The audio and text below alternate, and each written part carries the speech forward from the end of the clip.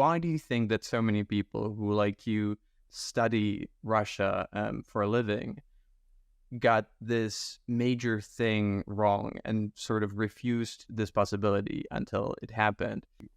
Yeah, I mean, what it really reflects is precisely the black box at the very center of Russian decision making.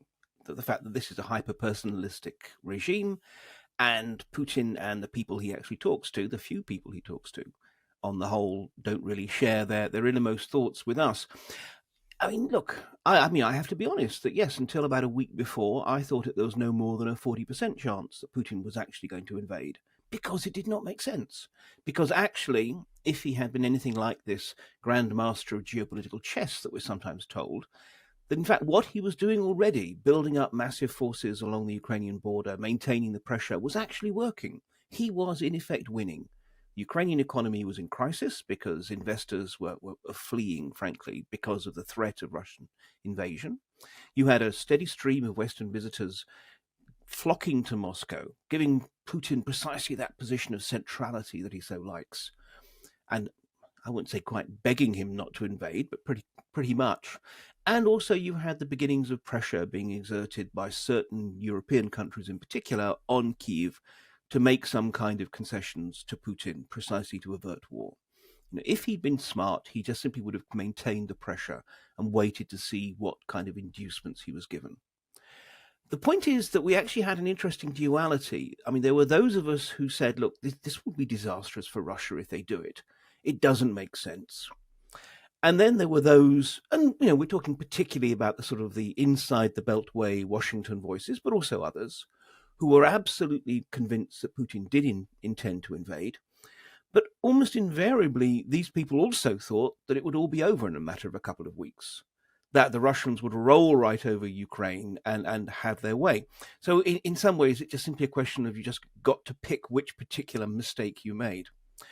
And I think, I mean, in the context of terms of what we've learned and such like, I mean, of course, I would say this, but I mean, I stick with my initial kind of assessments of Putin, that this is a man who is actually relatively risk averse, who essentially does not want to make moves unless he's pretty certain of the outcome. Where I got it wrong was in terms of, as it were, trying to understand how Putin saw the situation. I mean, it is clear that he seems genuinely to have convinced himself that Ukraine would just simply fall into his hands. After all, this is a man who genuinely doesn't believe that Ukraine is a country and that the Ukrainians are a people. And he seems to have believed what his own intelligence services were telling him about the fact that they had this huge network of Ukrainians who are willing to turn against Kiev and welcome a new regime and such like. And no one who clearly knew better within the Russian system, it seems, was willing to actually stand up and say, Vladimir Vladimirovich, this is not going to work the way you intend.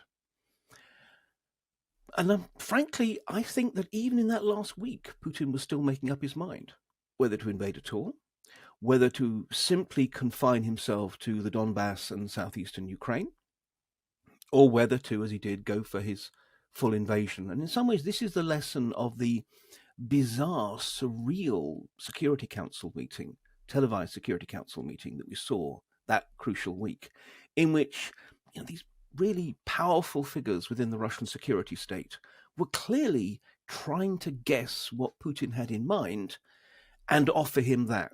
I mean, again, this is the trouble with what are essentially monarchical regimes. Everyone wants to just simply pander to the monarch. And so, even the super hawk himself, Nikolai Patrushev, Secretary of the Security Council, was actually coming out saying, let's continue to negotiate. Let's see what we can get. So, I mean, even at that point, again, people clearly didn't know what Putin had in mind. So in some ways, I think there's a degree to which we should give ourselves a break. If even the people closest to Putin didn't really know what he intended, perhaps it's not too surprising that we ultimately got caught out.